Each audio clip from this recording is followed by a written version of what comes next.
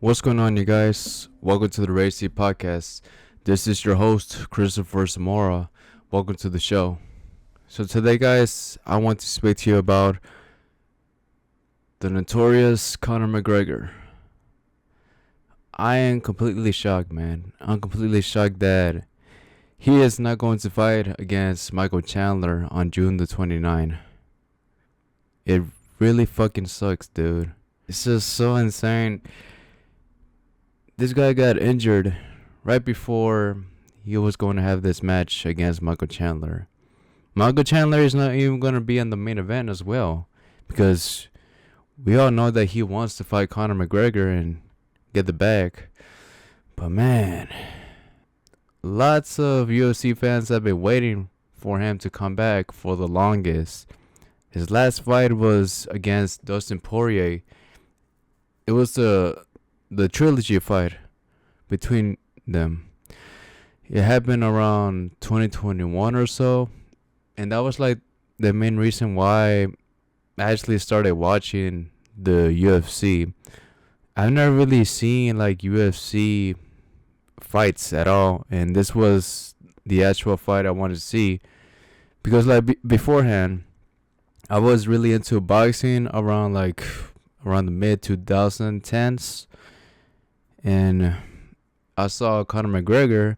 He was going to fight Mayweather. They did, and Mayweather beat him. I was rooting for Conor McGregor, man, because this guy, he seems like he was crazy. He seems like he was so good. But no, Conor McGregor did lose against Mayweather in a boxing fight. But if it was in an MMA fight, oh, you know how the story will end for that one. But now, man, I don't think he's not gonna come back. There's just no way, man. There's no way for him to ever come back ever again. It's been 3 years since he has last had a UFC match. 4 is gonna be if he actually fights next year. But I don't know, man. I highly doubt it now. He lost against Dustin Poirier, and that was his last fight in the UFC. But now, this Michael Chandler fight, I don't think it's not going to happen. And just the crazy part is that he is wasting Michael Chandler's time as well. Because I think Michael Chandler has been waiting for him as well for over like 2 years. Michael Chandler, he's not a young guy anymore either. And like his career is like going downhill as well. He hasn't really fought ever since he fought I think Dustin Poirier as well. It's insane. These guys, they just can't catch a break. Dustin Poirier is basically their kryptonite.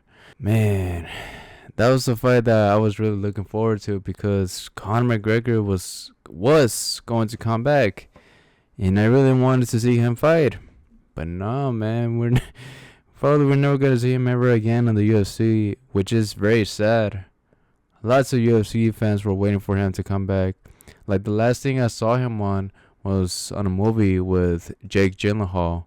I think it's called Grindhouse. Let me see. I'll search up the movie just for y'all if y'all don't really know. Roadhouse. There you go.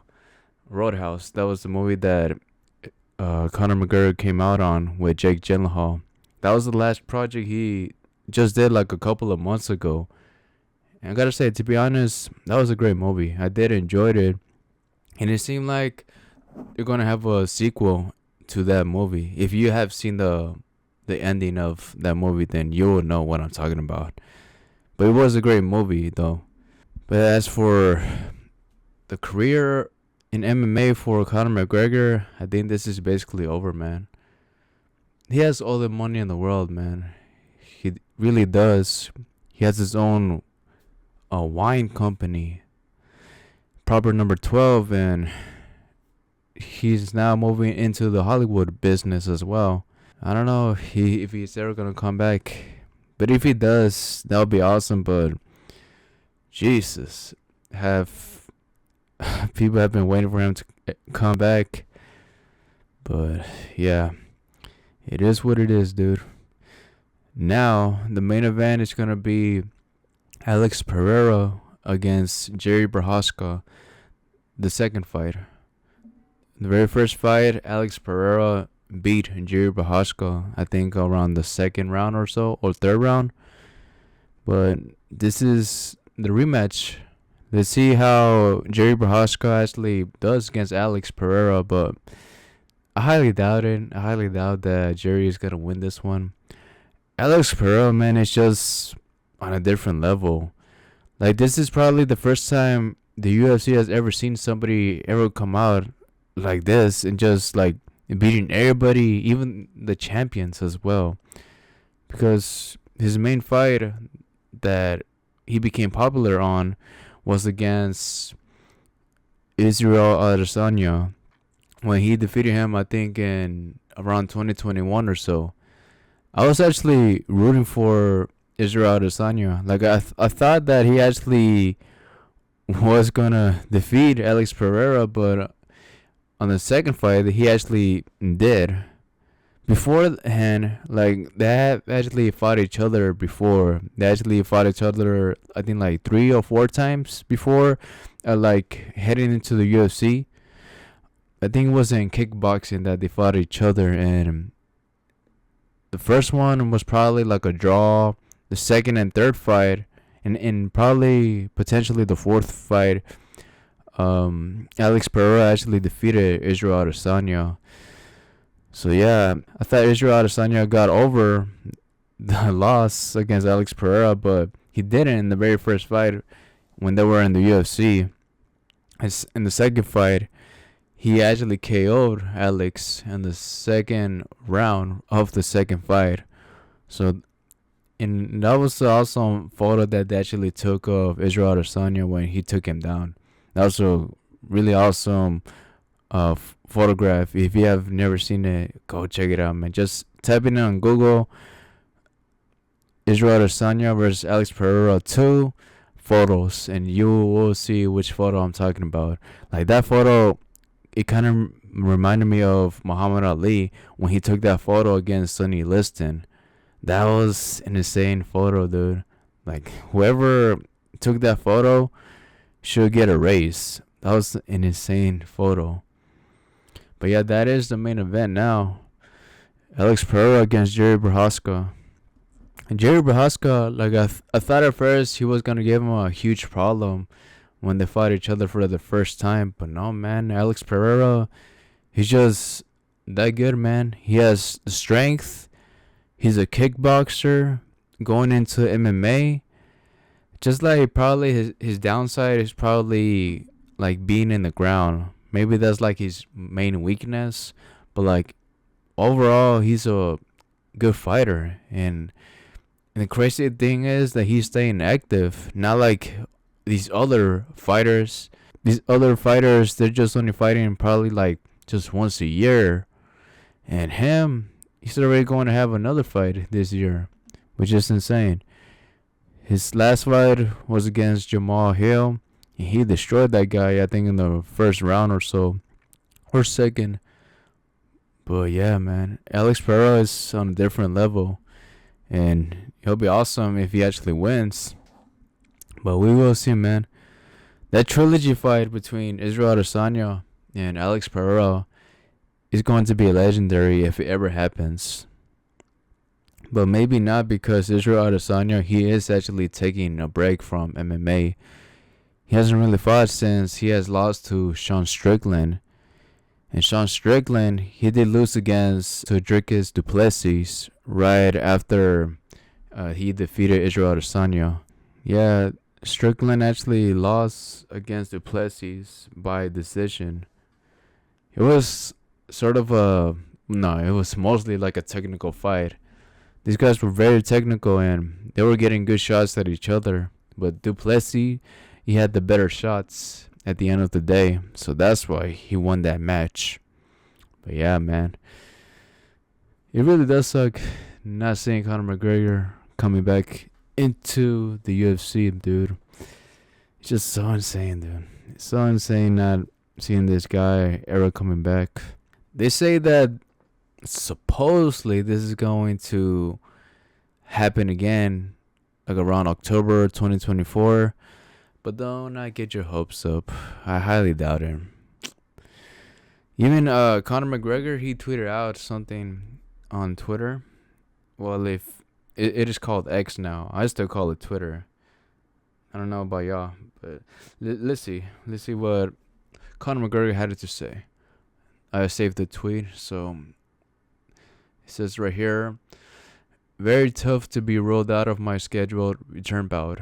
I picked up an injury prior to the press conference that required more time to heal than was available to me. The decision to postpone the fight was not made lightly, but one made in consultation with my doctors, the UFC, and my team. My fans and opponent deserve me at my best for this fight, and we will get there. Thank you for the messages of support. I am in good spirits and confident I'll be back. The crazy part is about that. There's been videos of him just going on, just partying and not actually taking this fight very serious. That's just the thing about it as well. Like even his fans, like people in the comment section of his tweets, they're saying that, nah, man, you ain't taking this stuff serious. You're not coming back at all. And which is true, dude. We always like see him just partying on Instagram, just going around places, drinking.